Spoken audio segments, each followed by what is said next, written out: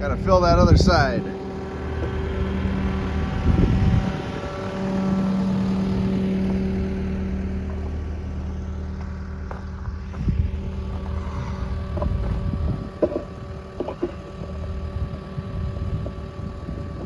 Let's see how well we can do.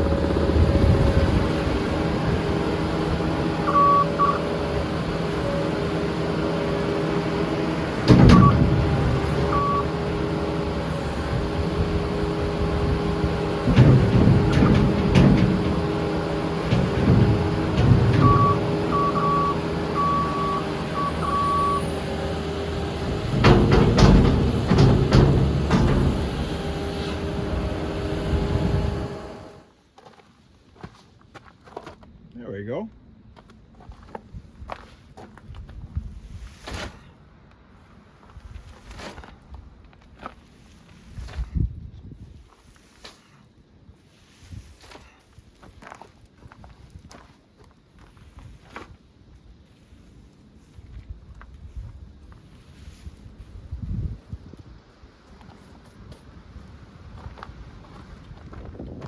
Hey folks, welcome back to Around the Yard.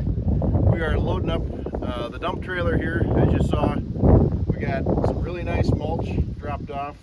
Most of this stuff is 1 inch square and less. So really nice kind of bedding mulch. There is some twigs and stuff in it, but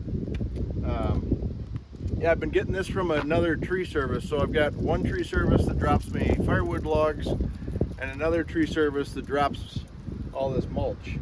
A lot of this mulch I think is ash, maple, the box elders, kind of driveway trees or yard trees. This one's got a little bit of pink in it, so I'm kind of guessing that that's box elder. That's kind of a trait of box elder, is to have those red stripes running through it. Did see some like dogwood shrubs and different things, so I know they're shredding a little bit of everything, which is probably why we're getting some twigs and different things in here. Is you know, this kind of stuff could be just you know, a front hedge or something, lilacs or whatever. So but yeah, we're just moving trailers around here this morning.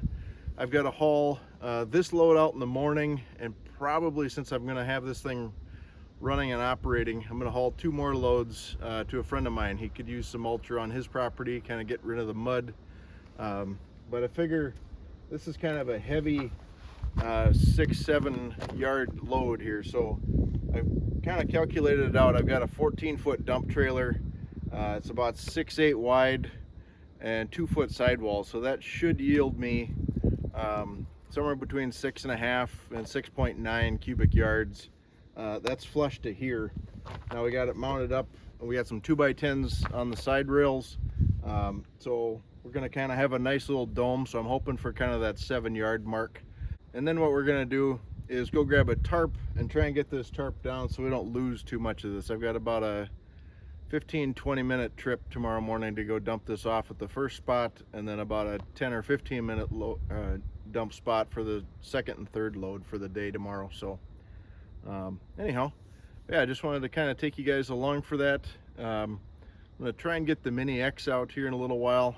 Once I get kind of this, I got my little hoe or rake here that we're going to kind of pull down this pile and get it kind of nice and domed so it'll tarp well.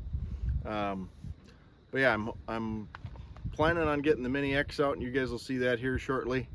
I did finally get that key switch replaced. That the culprit in the starting issues that started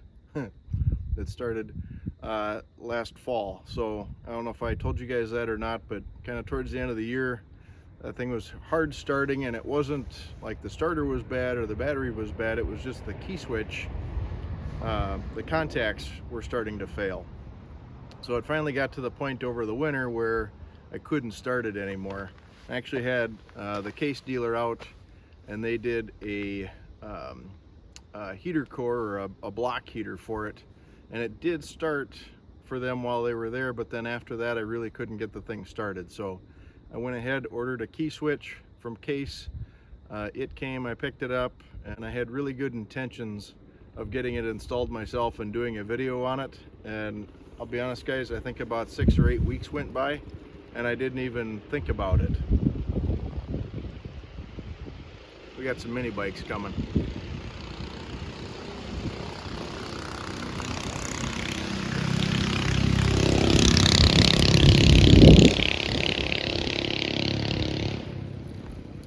Kids are having fun.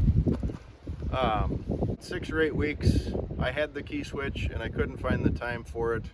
Honestly, it was probably longer than that. I bet I bought the thing in end of January.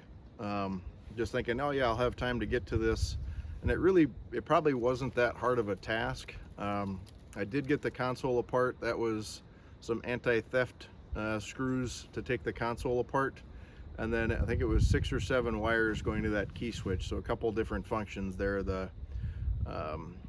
The glow plugs was one, the starter, the fuel pump thing was another one, and then like to turn it to actually go to on or start.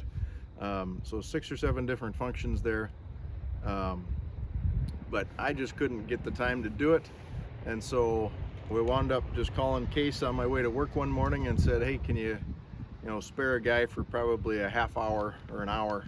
And they obliged. They sent somebody over on Friday morning, got it done in no time at all. And now I have a functioning machine. So I guess my lesson to you guys is, it's great if you can do all this stuff yourself, but if you can't find the time or it's a little bit above your skill, there's no harm in hiring it done. And for me, this probably wasn't above my skill level, doing a little bit of wiring with some wire connectors, but I just couldn't find the time.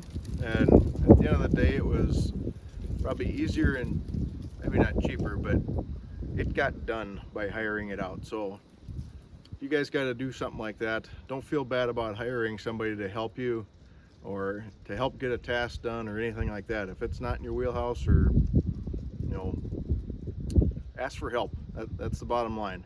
There's no harm in that, no shame. So but now I have a functioning machine, so let's get this put away. I'm going to put the battery tender on it so that I know that it's going to dump in the morning when we get on site.